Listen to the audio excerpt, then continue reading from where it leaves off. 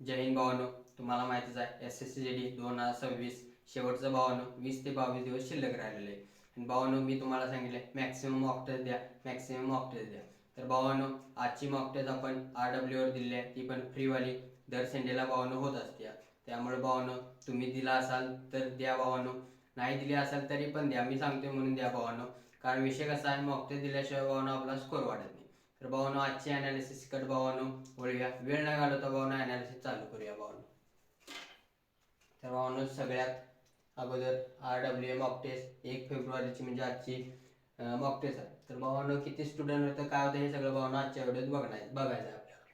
भावानो सगळ्यात अगोदर total student भावानो होतं 57,400 स्टुडंट होतं भावानो. त्याच्यानंतर भावानो 95 प्लस भावानो 36,700, 110 प्लस भावानो 35,600 आणि 125 भावानो 10,700. इथं का आपण पोचणार नाही आहे आपल्याला माहित आहे, पण मॅक्सिमम आपण 110 ते 125च्या मध्ये राहण्याचा प्रयत्न करा, कारण ह्यो सेफ स्कोर आहे भावानो. कारण महाराष्ट्रवाल्यांसाठी भावानो 110 प्लस तरी पाहिजे. आणि भावानो ह्या सगळ्यांचा म्हणजे आजच्या स्टेजचा भावानो ॲव्हरेज स्कोर होता तो म्हणजे 101 स्कोर होता भावानो.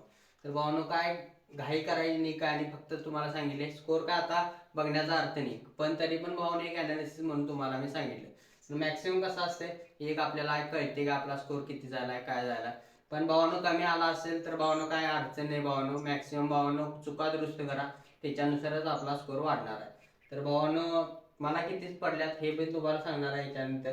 तर ह्याच्यात एवढं सांगतो, हे मॅक्सिमम 110च्या वरती जी आहेत, 110 115च्या आसपास जी आहेत, 110च्या वरती भावानो सेफ आहेत. कारण त्यासनी जर कमी जरी आलं तर भावानो ती मेन एक्झाम मध्ये भावानो वाढवतात.